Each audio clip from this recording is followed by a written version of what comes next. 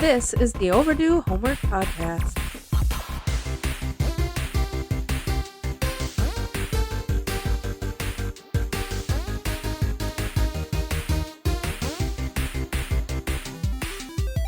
Welcome to the show. That's Trav. I'm Drew. And I'm Trav. This is the Overdue Homework Podcast, and of course, we are here to give you our opinions on 80s and 90s media. Please contact us at podcast@overduehomework.com. Hey, and welcome, Kelvin. I know you just started listening, so Hey. welcome, Kelvin. Welcome, Kelvin. Trav, how are you doing? I'm doing really good, man. It seems like it's been a lifetime since I've been here because we recorded back to back to back. Yeah, and then it was 2 And then weeks off. finally took a normal break. And if you've been listening, you know that was because of our part situation. But, that'll never happen again. You know, it was kind of nice to have a week off. Got to go visit my dad last week Nice. and catch up with him and all that. So, yeah, how are you doing? I'm doing really good, all things considered. I'm happy to be doing the podcast today for sure, as a wonderful distraction in my life. Yes. I love the content that we did today. Who that we're going to do today? I mean, who doesn't love the X-Men? Obviously. If you're listening to this show, you love the X-Men. Obviously. So You're not like, what is this?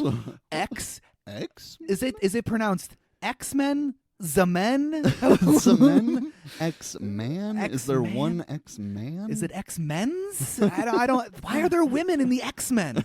I don't understand any of this. Well, you should understand all of this because you did your homework, right, Trav? Of course. Everyone that listens does all of the homework. Every time. I know they do. I do my homework. I do mine, so.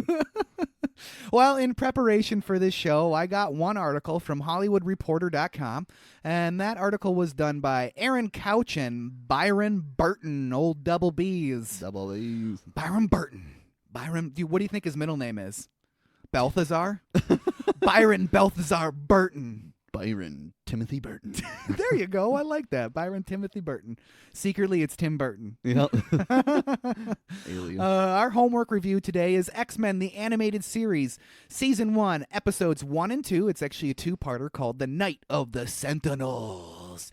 Based on X-Men by Stan Lee and Jack Kirby, developed by Eric Lewald, Sidney Iwanter, and Eric Endis, starring Professor Charles Francis Xavier, or Professor X, voiced by Cedric Smith.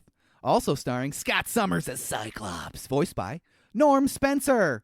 We also have Jean Grey as Phoenix, Jean Grey / Phoenix, voiced by Catherine Disher. Phoenix does not make an appearance in this episode. She does much later in the series, much later in the series. Oro Munro. Munro? Ororo. I didn't know that was Storm's real name. Ororo Munro. Or Storm. Voiced by Iona Morris from 1992 to 1994. And then James Logan Howlett. How do you say that? Howlett? Howlett. There you go. I can't read. / Wolverine. And that was done by Cal Dodd. Remy Etienne Lebeau as Gambit. And that was Chris Potter from 1992 to 1996. Anna Marie as Rogue, and that was voiced by Lenora Zahn.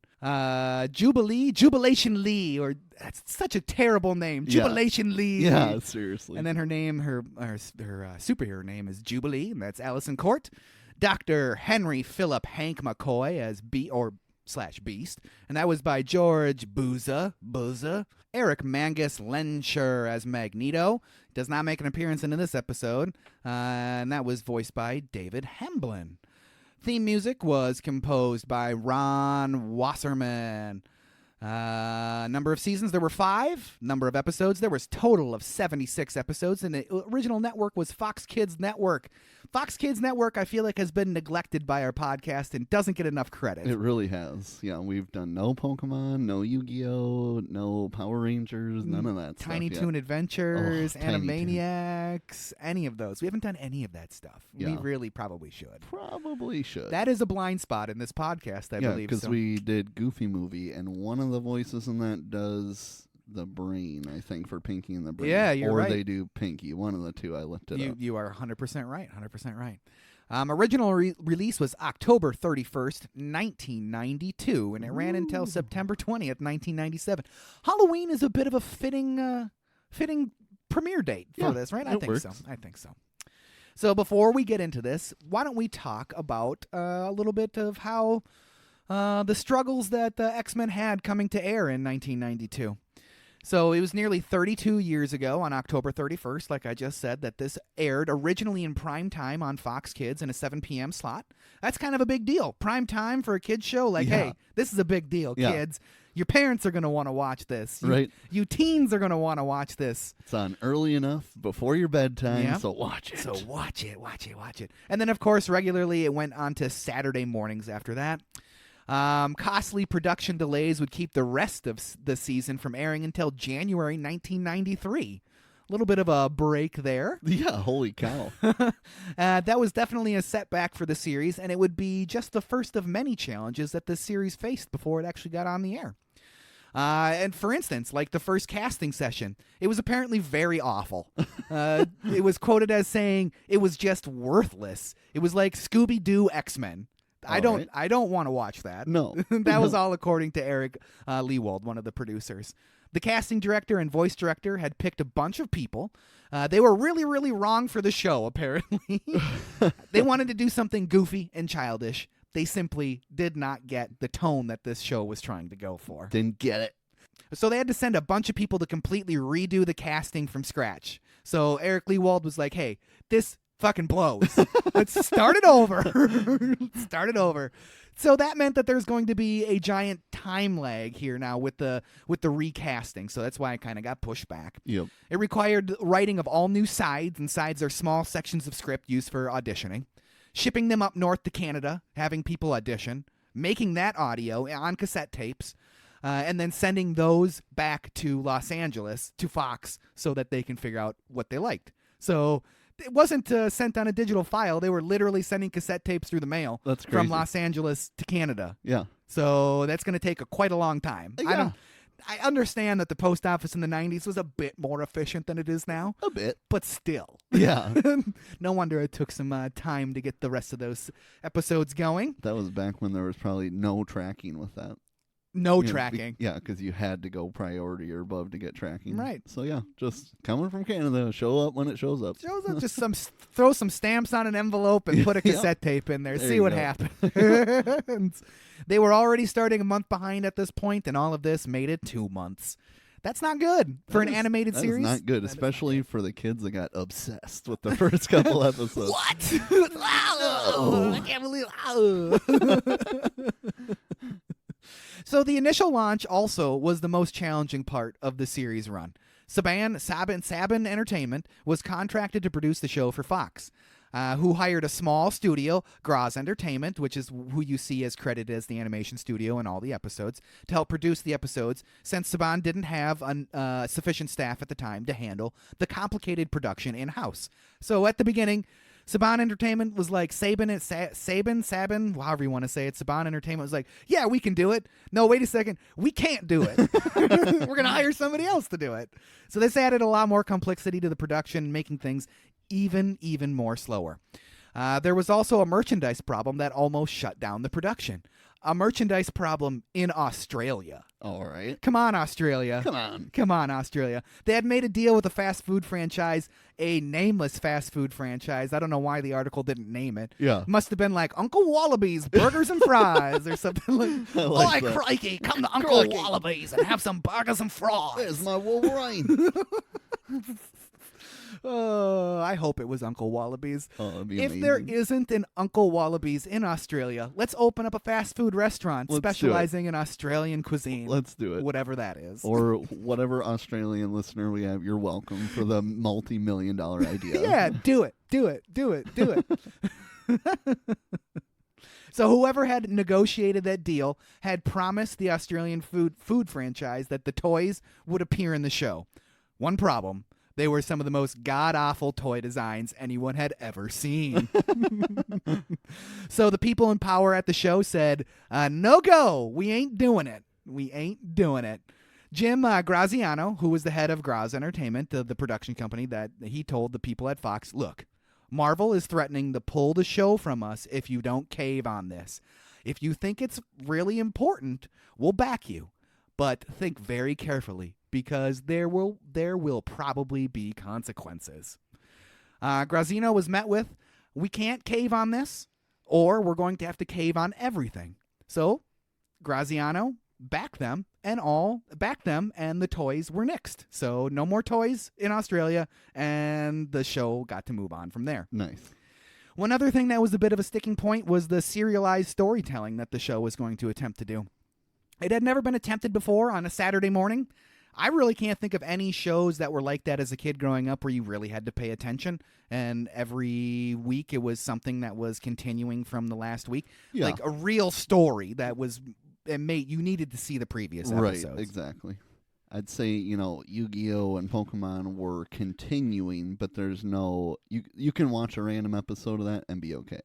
That is very true. You'd be able to just pick up the story. Yeah. You wouldn't be too lost if it was something like that. But a story arc that extends over weeks adds all sort of wrinkles to the mix and raise questions like, will the show be able to run in sequence in reruns? Will it?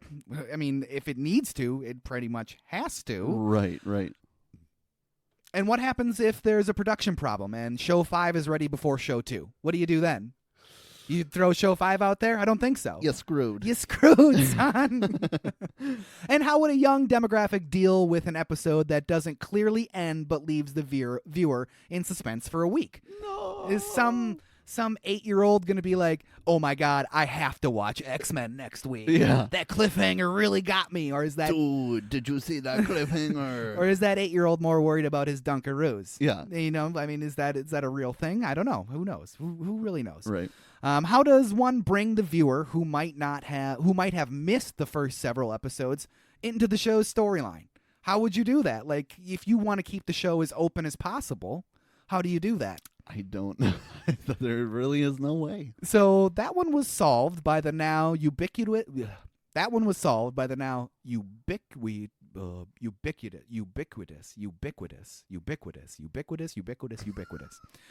that ubiquitous, like you got beef with us, ubiquitous. So that last one was solved by the now ubiquitous invention of the X-Men's previously on recap. Which is obviously just the previous episode, though. It was, exactly. So Okay, at least you could be filled in on that. At least last week's episode. Right. The unsung hero behind those 20 seconds that were at the beginning of all the episodes was a woman named Sharon Janis. No, not the Frank Duke's girlfriend, Janice? Or the terrorist organization from GoldenEye. She was the editor who took it upon herself with no direction to cut together all of those previously on X-Men bits. Nice. So thanks a lot, Janice. Thanks, Janice. Don't destroy Europe, please, Janice. Please. That was a terrible joke. So, Trav, should we get on over to that breakdown? Let's break it down? Okay. X-Men The Animated Series, Season 1, Episodes 1 and 2, The Night of the Sentinels. So basically we can make the listener wait as long as you had to watching this before we get back to X-Men.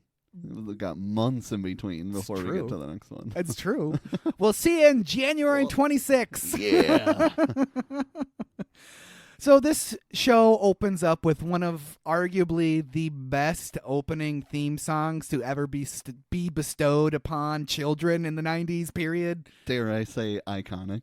It is very iconic. Very iconic. A word that's not used enough on this podcast. No, we don't really throw that out very often. Or would you call it maybe the unofficial theme song to every boy that grew up in the 90s? Honestly, I feel like it is. It kind of is. Because I was trying to compare it like, okay, let's face it, I love all the intros from our childhood, but this is fucking at the top. It just is. It gets stuck. It gets stuck in my head. It gets stuck in my head. Zero chance I will ever skip that intro or fast forward. Never. Well, I will take that back. I skipped it this afternoon trying to get in a quick son of a bitch. a quick couple of watch-ins here before the show this afternoon before we recorded. So I did skip it. I felt guilty, but I did skip it. So we would agree it's very kick-ass. Oh, it's kick-ass. It's very kick-ass. Kicks so much ass. So our episode opens up in the middle of extreme turmoil across the nation. Like, shit is going down. Yeah. And Sabretooth is throwing cars around. Yeah, you know. And he's got a terrible roar. It's terrible. I'm going to say it's terrible. It's horrible. It's pretty bad. It's pretty bad. Flash to an unassuming home in the burbs, and a family is having its own crisis. That crisis revolves around Jubilee. Yeah. Jubilation Lee. Jubilation Lee. Adoptive parents registered her as a mutant with the government. Not really the government, but it kind of feels like the government at the beginning of the episode. We find out later it's not actually the government, but it's kind of the government. Her dad says it's for her own good, and Mom is pissed. What if she isn't a mutant? And Dad says, look what she did to the VCR. She fried the VCR. Yeah. Those things were expensive in 92. Yeah. They have quite the 90s setup, correct? Yeah, they do. A rear projection TV, nice cabinet on the side with the VCR and stuff in it. Oh, yeah. Oh, man, that's me likey. Me like Me likey. That color of wood, that like weird beigey oak color. I'm like, man, I grew up with that stuff in my Yeah, we did. with that stuff in my house. Jubilee, she heard everything that her parents were talking about it, and she's having her own problems with this. I mean, she used to be a normal kid. Yeah. Now she's registered with the government as a mutant, and all her dad is concerned about is making sure the neighbors don't find out. Yeah. Come on, Dad. Come on, Dad. I know you're her adoptive father, but you shouldn't be caring about the neighbors. Yeah. You should Keep care it- a little bit more about jubilation. Those boomers, man. Seriously. Boomers gonna boom, right? Goddamn boomers. Sorry, boomers that are listening. Do we have any boomer? Occasional. Probably not. More our listeners, our older sect of listeners are mostly Gen Xers, aren't they? Probably. Yeah, mostly. And I'm guessing if there are any boomers, they're probably not listening to the X-Men episode. Probably not. Probably not. Probably not. We can put all that aside because a Sentinel has arrived at Jubilation Lee's home. I'm going to call her Jubilation Lee for the whole episode. Damn right. Now, it is there to take her away very, very forcefully. The house gets completely destroyed. Yeah. He just knocks the whole side of the house down. Yeah. His parents, I should say. It's not a he, it's a robot. They, I should refer to it as they probably. And then the parents are in the house and they're just like, what was that? Oh my God. That whole house shook and there's a giant hole in it. There must be a squirrel in the attic. It did almost grab that dog too. I find the scale of the Sentinels difficult to deal with in the series. It's way too ridiculous. At some points, it seems like it's a 10-story building. Yep. Other points, it's not any taller than the surrounding homes or people. Right. It's like the size of Juggernaut. And then all of a sudden it's, The scale is difficult. I mean, chalk that up to the animation house that did this because it's their problem. But still, like, they're supposed to be giant, towering objects. They should continue to be that throughout the whole episode. A little consistency. A little consistency would be great. The joke is on the Sentinel. All he grabbed out of Jubilation Lee's bed was some pillows and shit. Non-living objects. Begin tracking program. Turns out that Jubilee, she escaped to the mall, so that's where the Sentinel heads is to the mall as well. Yep. She escaped to the mall because it's the 90s, and duh. Duh. Duh. That's what you do. Specifically, she escaped to the arcade. She fries one of those arcade cabinets. Hey, do you know how much that thing costs? Yeah, quarter. Burn. Yeah, and then she like flips her glasses down as she says it. Yeah. Yeah, a quarter. A quarter. A quarter. I was sending them from the island. She escapes and runs into Storm and Rogue. Gambit's there too, buying cards and trying to get laid. Obviously. I mean, what else would he do? They're not very like ambiguous. Yeah. They don't hide it very well. It was not subtle. Yeah. Are you looking for somebody to play with? Jesus, like, come on. Whoa, Gambit. All the while, that Sentinel is in there walking around in the mall. None of them have noticed. Yeah. And none of the X-Men have noticed. No. That's impossible. Not only that, all of the X-Men are at the mall. Yeah. They're just there. Okay. They're just there. Obviously. Bad luck for Jubilee because that Sentinel spotted her. But Storm and Rogue bust that bitch up. Oh, yeah, they do.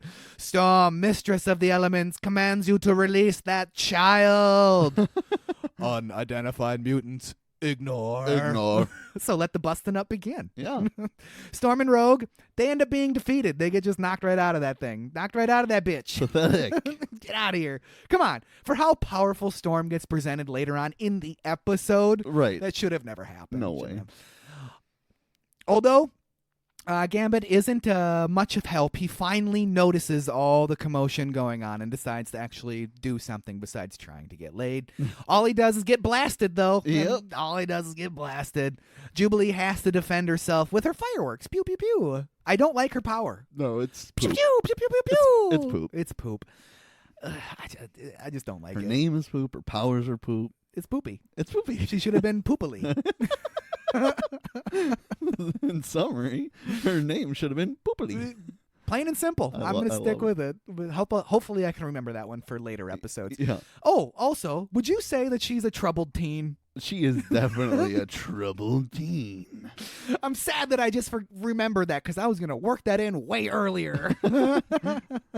So Jubilee, it does work. She defends herself, and she makes it out to the parking lot and meets Cyclops.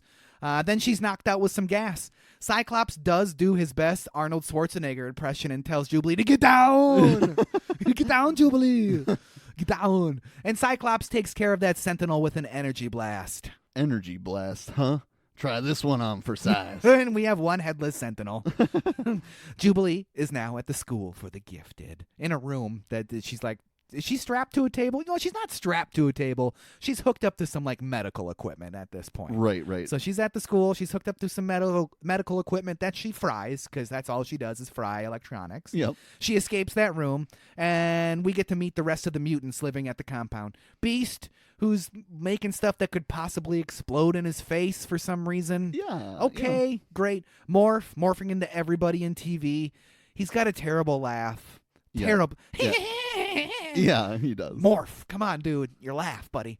Jean Grey and Professor X. Jubilee is also seeing on the news the chaos the world is in right now, and that she's kind of like mutant number one at the moment. She's on the news. They're like, where is this kid? We got to find her because she's a mutant. Yeah. And she's like, I'm Poopily. I'm not even nearly the threat you think I am. Poopily.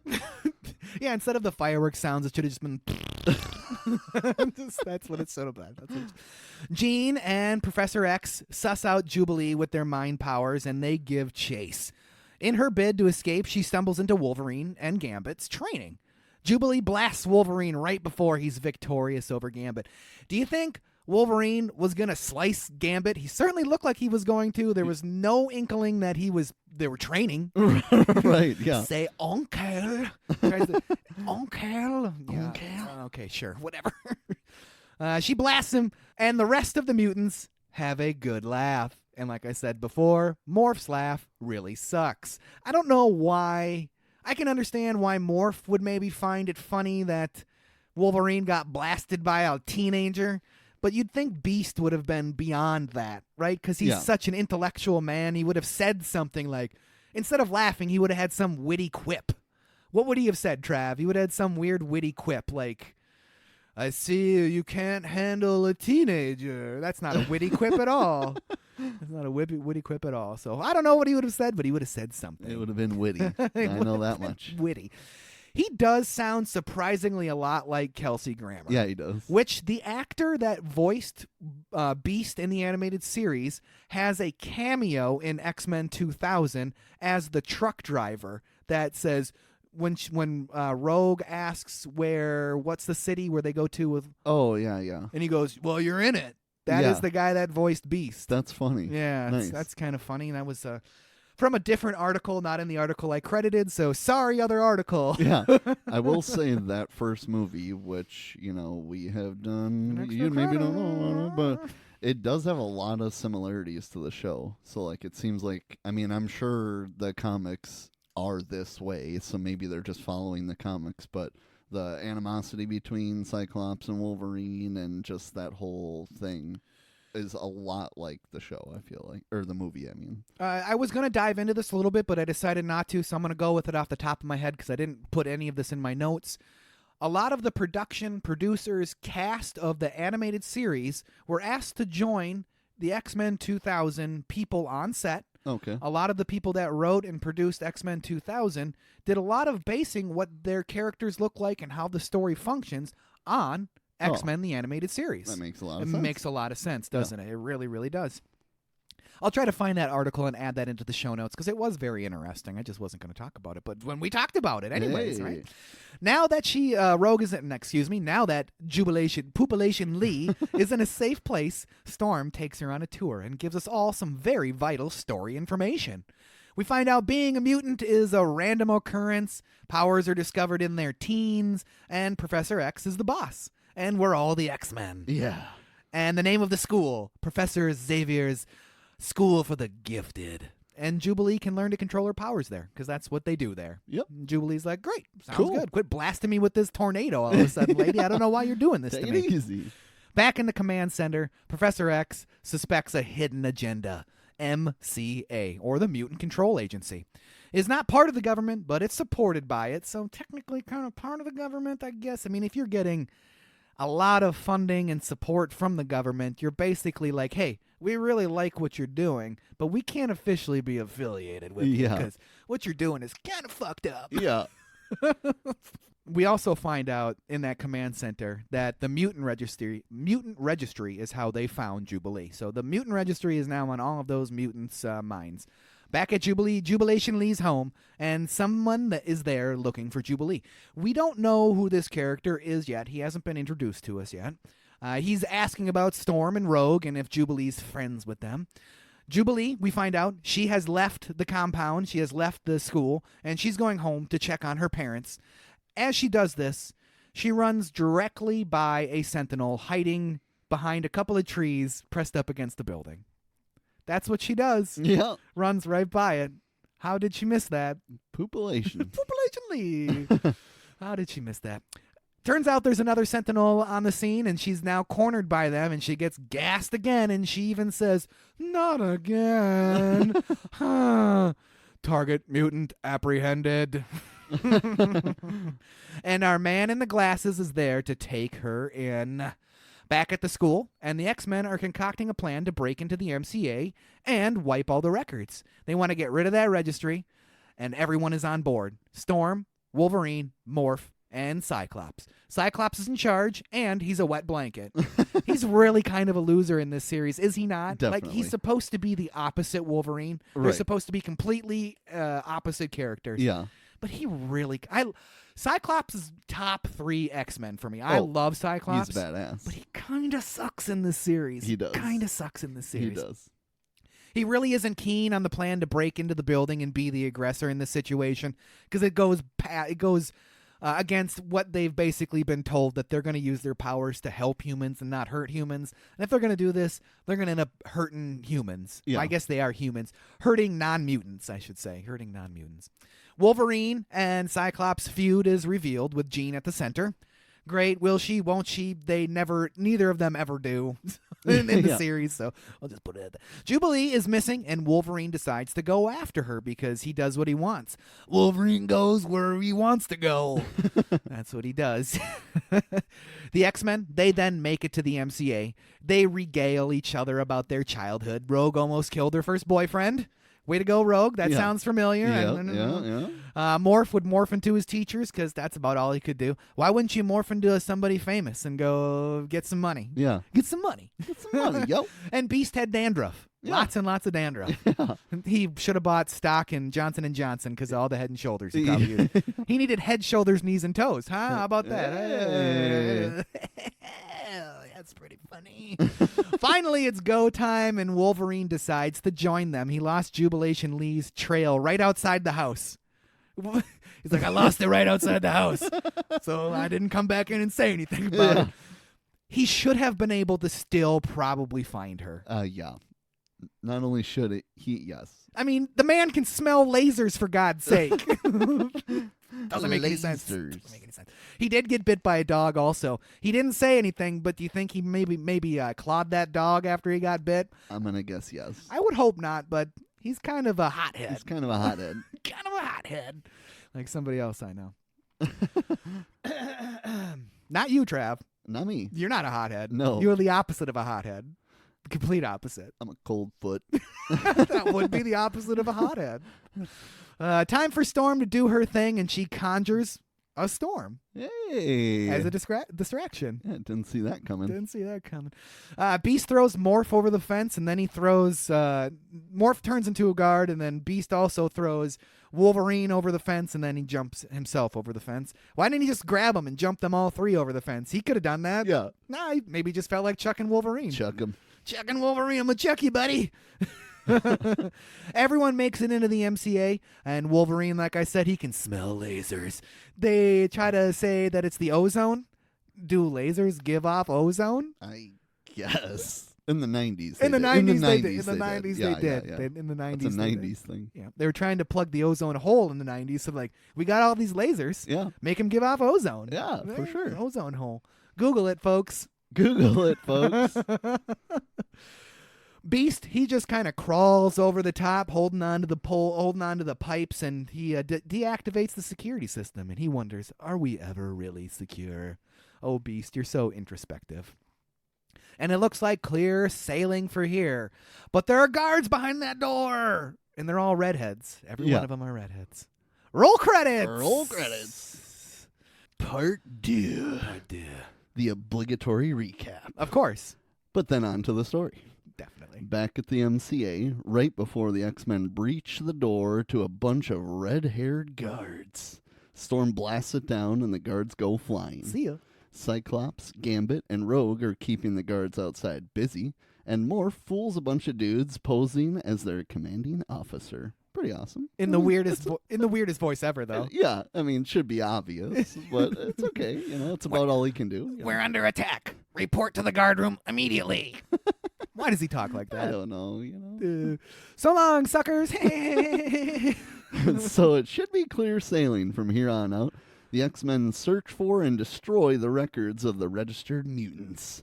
Storm in her locked file cabinet. Why was she so concerned about that file cabinet being locked? She could have zapped it with some lightning. Yeah. How hard is that? I mean, for real, though. Like, come on, Storm. She's like, it's locked. I am out of ideas. Yeah. So it's pretty much just a way for Wolverine to show off that, like, he's a badass. They got to get the most out of that, his claw sound effect that they use 1 billion times in each episode. Yeah. Whooshing, whooshing. And then over to Detroit. Why is it always Detroit? Why is it Detroit? That was honestly the funniest, most interesting thing of these 2 episodes to me. Like, how, of all places, you're going to end up with Population Lee. That's where it is in Detroit, Michigan. My guess is it's maybe the RoboCop effect, because RoboCop takes place in Detroit. Okay. So maybe, you know, and it was displayed in media as like a run-down, terrible place to live. So not a whole lot has changed. I mean, sorry, Detroit. That is true. I just find it funny that it's just Detroit in the Midwest. Why they could have given a name to the facility, something. Like MCA headquarters, Detroit. Just Detroit. Give me something. I don't know. It just feels like it should be like in the dirty streets of a New York suburb or something. But like instead that. It's Detroit. Detroit. Okay, well, sure. Poopa Lee is being interrogated. Glasses guy, Guy Rich, wants to know who the X-Men are. But before he can get any info, he's interrupted by a man in a lab coat, Trask. There's strife between the men. Trask is pissed that Guy Rich brought a mutant to Detroit. Yeah, why? You know, why'd you bring him to Detroit? What are you doing? What are you doing? This isn't our main base, you dope. And Guy Rich is pissed that Sentinel production has been so slow. They were supposed to have 100 by now. Yeah. You know, and they don't, because it's taking too long. Yeah, we got about a baker's dozen. Got about 12, 13 of them over there. Guy Rich gets notified of the disruption at MCA. So back at the MCA, some great action, mutant powers on display, and explosions. Just what you want as a 10-year-old watching this. Obviously. I got to see some explosion. Less story, more explosions. Give me all your powers on display with some fucking explosions. Please. At the computer database inside the MCA, Beast is nearly done deleting the files, but he is taking a long damn time. Too much time. And his one hand is not even on the keyboard. No. Which I love that part. No. It's like, well, it's another 007 reference. Yeah. Typing with one hand is faster than typing with two hands. you know, that's a thing, I guess. What was his name in GoldenEye? What was his name? Doing the typing. I can't think. I can't think of his name. I can picture his face though. But yeah, Go back and listen to our Yeah, dude, that was a good episode. Yeah, it was. But it's time to go, and they need to leave now. So Storm blows up the computer. She's like, "Fuck you, Beast! You're taking way too long. You're done." I don't think that's how files get deleted, though. Yeah, I don't think so. But we're gonna go with it, I guess. So. The X-Men escape to the Black Bird with their mission completed, only to be stopped by the Sentinels. Yeah, not everybody's going to make it out of this, huh? No. Morph gets blasted, and Professor X does not sense him. So he's dead? He's dead? I mean, cue the sad music. Cue the very sad music. Spoiler alert. I'm not going to spoil it, because we might get back to it. No spoiler No alert. spoilers. No spoiler alert. Not everyone made it back, and Wolverine is pissed about it and punches Cyclops in the gut. He just takes him out with one punch, too.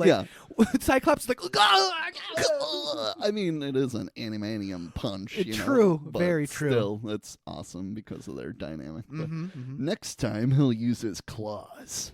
But the potential melee is stopped by Jean. Thanks, Jean. Thanks, Jean. Beast was captured. Morph is dead. And he's gone. Mon ami. Mon ami. He's gone, mon ami. He's gone, mon ami. Well, that pissed Wolverine off, and he blames it all on Cyclops and himself. He does. Well, at least he doesn't put it all on Cyclops. No. He takes some of that burden. Wolverine, straight up hates himself. Yeah, he does. He hates himself more than anybody. For real. But he hates everybody, too. That's true. Before Wolverine leaves, he makes Cyclops' car a convertible. Sure. How nice. That was so thoughtful of you. I love how that's one instance of animation shortcut being taken, because they show the car, they show Wolverine put his claws up, they do the sound effect, and then they cut to him just flipping the thing over. And he hasn't moved. Yeah, but it's fine. It's fine. You just kind of blow past that. Wolverine is on the road, replaying the events at the MCA over in his head. Morph saves his life, and Beast was electrocuted. Wolverine spun around and thrown. The X-Men escaped by the skin of their teeth. Do you love how easily Wolverine was captured? They just kind of rope him up and then swing him around. Some BS. Yeah. I'm sorry, but that is no. Stands there and takes it. I hated that. I was just thinking okay, because I didn't remember watching it. I'm thinking these guys are fucked. Right. And then nope, they just lasso his ass. He's done. It's almost funny. It is almost funny. His one weakness. Lassos. Oh, it's a lasso. They have to retreat under heavy fire, and Wolverine wants to go back for Beast and Morph. Get back here. Sorry, I go where I want to go. That's a good Wolverine. Thanks. Rogue stops Wolverine by touching him and sapping his energy. She's got to make sure to take just enough, Yep, just enough. It's definitely different than how it's portrayed in the movie. I mean, he's basically effed in the movie, almost dead. Mm-hmm. But she's just I'm just going to make you weak for a little bit. Right. But whatever. Yep. Wolverine will avenge Morph and Beast. That's what he wants to do. I will avenge you. Back at the MCA, or is it in Detroit? We're not really sure at this point. Don't really know, but whatever. And Beast is a captive, not giving up any information. And he's just standing on the ceiling.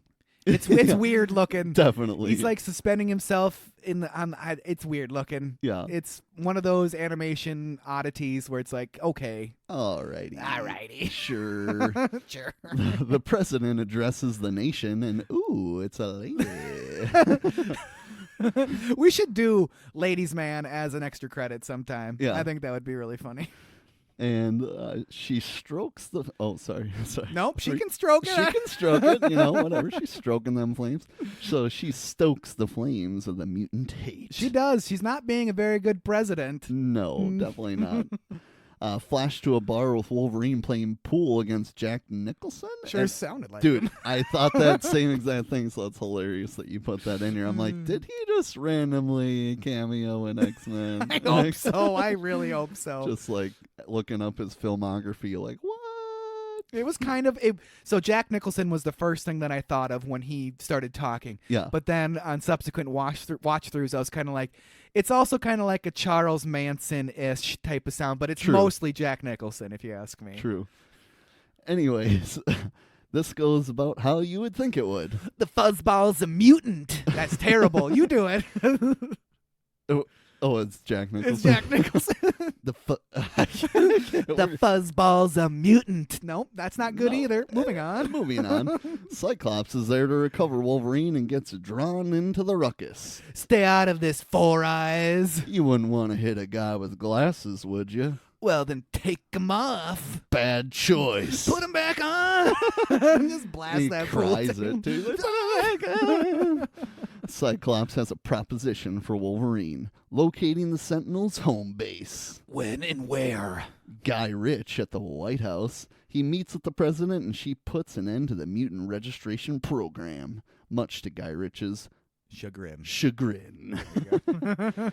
Over to Poopalee's home, and her parents are meeting with Cyclops. They tip Cyclops off to the Guy Ritchie and that he knows that they're there, and he leaves and is confronted once again by the Sentinels. With a quick blast from Cyclops' visor, the Sentinels head home to repair minus one arm. He blasted that thing off. Quick. It seems interesting that later in the episode he has a lot of problem destroying those Sentinels with that vision blast, with that energy blast, but should be about the easiest way to take him down. Should be. Should be. It really should be. Should be. The X-Men follow it to determine its point of origin. It's Detroit. Detroit! Oh my God. That is the main base of the NCA. Okay. Sure, okay. The Sentinel crashes through the glass ceiling of the factory because that's a thing. You know, glass. Batman-esque. Yeah, you know. Glass ceilings in large industrial factories. Obviously. That's a thing, right? Yeah, that's a thing. It is very that's Batman. hilarious. I didn't even look at that. That's written down. That it's Batman-esque. Very Batman-esque. Batman-esque. Go check out one of our first 7 episodes. Yeah. Batman heavy on those first. Very 7. Batman heavy. It takes out the power and Poopalee is able to escape. The X-Men take on the remaining Sentinels with relative ease while Trask and Guy Ritchie escape. It's a great action. I think so, Definitely great action. A good apex to these first 2 episodes. For sure. Time and care taken into the animation during this part, that's for sure. It really is. You can tell that there was extra frames, or if they decided to animate the characters a lot better. Except for the one instance where Rogue saves the one guard that's falling from the guard tower. Yep. And instead of animating her like flipping over while holding him and landing on the ground, they just like rotated the slide that she was on instead of like it looks terrible. It looks horrible. It looks terrible, but definitely a very exciting action-packed scene. Wolverine gets his revenge. This one's for you, Morph! And that's it. Poopalee joins the X-Men and bing, bang, boom. Badass credits. Boom. That was awesome, Trav. So tell me, did you like it? I definitely liked it, obviously. Me too. I mean, it's a good setup, you know? I mean, if you don't know all of their abilities and all that stuff, it does a pretty good way to explain everybody and get all the characters out there right away. Definitely. For you to know. And I mean, you know right away Wolverine's the badass of the group, obviously. And that Poopalee is probably the worst. I did not know that she's Chinese. I didn't either until it did the Sentinel scan Chinese American. I'm like, okay, I guess. You know. I did not know that. They didn't do a very good job of animating her in a Chinese American fashion. Definitely not. No. I'm guessing that was lost in translation, either A, because I never read what was on the screen as a kid, or B, it was simply like illegible. There you go. Illegible. Boom. I tried to put about 25 L's into there. It was basically illegible. Whatever. I couldn't read it on the screen. But yeah, even the end of the episodes is sweet. You know, it doesn't have. I don't think it's the same song as the intro, but it's different, and it's got that weird, like what CGI looked like a little bit back then. Yes, it reminded me of Beast Wars. Yeah, If definitely. you watched that, but yeah, it got them, and they click on the character, and then it shows their powers on there and stuff. It's another smart way to throw in the abilities for every kid that wasn't paying attention. Yeah. You know, I think it's sweet. I also didn't realize that Cyclops gained his power from the sun. I did not know that either. Is that a real thing? I mean, I would assume so if they're trying to be fairly comic book accurate with this series. Right. I did not know that. Yeah. It seems to never come up. How can he fight at night then? Yeah. That's true. Sure, whatever. It was a great show. It is a great show. Has it aged well? I think it has aged okay. Yeah, I think it's fine. I think the story is good enough it's compelling enough that you can get past the antiquated, bad-looking 90s animation. Right. Yes, they're going for a comic book look. Yes, they're going for that, overly amped up type of look with the show, but the animation quality, I feel like, could have been better. Have you watched any of the new X-Men The Animated Series? I have not. I have not either. Just from the few clips that I've seen, it seems much better, the animation. I would imagine. Obviously. Rogue isn't nearly as thick as she used to be. It's too bad. Too bad. Loved me some Rogue growing up. Loved me some Rogue growing up. Well, I knew we both were going to like this, and I hope, dear listener, that you also love this. And we want to get back to X-Men. I originally came into this podcast thinking that maybe this show didn't translate very well to our podcast, but after doing this episode now with you, Trav, I think it translated pretty dang well. I think so, too. I think think it it fits really right did. in perfectly. It's like just different enough Yeah. from our Cartoon Network and Nickelodeon stuff, Mhm. but it holds up pretty damn well. Yeah, so I would expect more episodes in the future, dear listener. For sure. Well, that brings us to our homework assignment, and our next episode is going to be Youngblood from 1986. This movie holds a special place in my heart, Trav. Oh, yeah. Many bus rides watching this going to hockey games. It was Back- automatic. Back to the origins of the show. I have not seen this, Yes. so this will be brand new homework for me and It's great. a nostalgia trip for Drew. It will be a nostalgia trip for me. I'll just think of all those times spent in coach buses in the middle of the night thinking, I still have homework to do. I have to go to school tomorrow. Yeah, that homework's not happening. Youngblood. Youngblood. It was directed by Peter Markle, written by Peter Markle and John Whitman, produced by Peter Markle, Peter Bart, and Patrick Wells, starring Rob Lowe as Dean Pretty Boy Youngblood. Yeah, that's his last name. Ed Lauter as Murray Chadwick, Cynthia Gibb as Jesse Chadwick, Jim Young as Kelly Youngblood. Patrick Swayze, the Sways, as Derek Sutton, Fionnuala Flanagan. That's a name right there. That's a name. Fionnuala Flanagan as Miss McGill, Ken James as Fraser, George J. Finn as Carl Racky, Peter Fawcett as Huey, Eric Nustrenko as Blaine Youngblood, and Keanu Reeves as Haver. When I haver, you know I'm going to be. I'll stop singing on the podcast, I promise. So this is our first Keanu Reeves and our first Patrick Swayze. Right? Shaw. Not our first Rob Lowe, though. Not our first Rob Lowe. He made it in Tommy Boy. But yeah, Keanu Reeves was almost in TMNT. He was almost in TMNT. Yes, he was supposed to possibly be Casey Jones. Driving. I'll stop singing, I promise. Everything is just making me think of songs right now for some reason. All right, it was produced by United Artists and the Goober Peters Company. I don't want to work for the Goober Peters. I definitely don't want to work for the Goober Peters Company. It was released on January 30th, 1986. That happens to be my daughter's birthday. Not in 1986, but January 30th. Budget, $8 million, and had a box office of $15.4 million. That's $42.9 in 2024.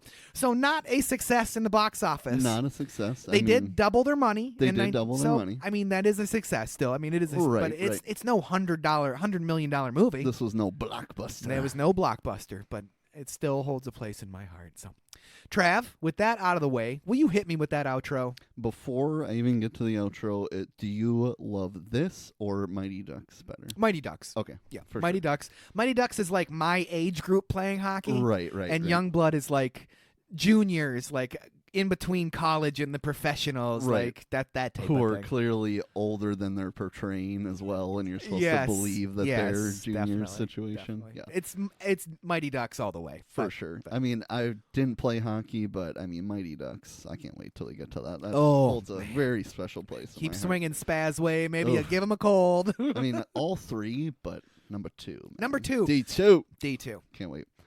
So let's get in some emails. X-Men/Y Women wants to know, have we watched any of the new X-Men animated series on Disney Plus? Which we said no. Negative. I can't wait to get to it, though. Yeah, and we talked about maybe doing it in some sort of extra credit fashion. You know, I wish if we had that going a little better, that'd be something really cool to watch and then give our immediate reaction, but it might really be would. something that would more be we binge the whole damn series and then give you our opinions. I think kind of what I think would happen. I think that's a good plan, Trav.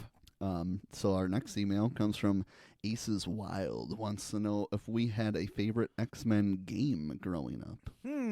Well, I'm going to pick the standby X-Men arcade. Oh, I mean, doesn't really get much better. No, it really doesn't. It's a pinnacle arcade game. For sure. The 4 players. 4 players. All the massively best characters.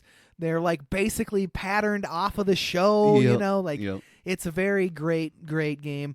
I used to live near the college that's in our town, MSU, and in the student union, where their bowling alley is and stuff, it would be open in the summertime to the public, and they had a 4-player X-Men arcade in there. Nice. And so I would go there as a 10, 11-year-old and just go down there, and there'd be like 20-something-year-olds playing, and I'd just pop in a couple of quarters and join them. Couple of quarters. It was very, very fun. I love that game. Dude, I love that game. Amazing. So yeah, I mean for sure the arcade cabinet, but I put X-Men Legends. I don't know if you ever played that 1 and 2. So it's a lot like Marvel. What do you call it? Ultimate Alliance. Sure. So it's kind of RPG-esque, and you get to level up your characters and pick which attacks. You want Wolverine to dive into this, tree of abilities or this tree of abilities.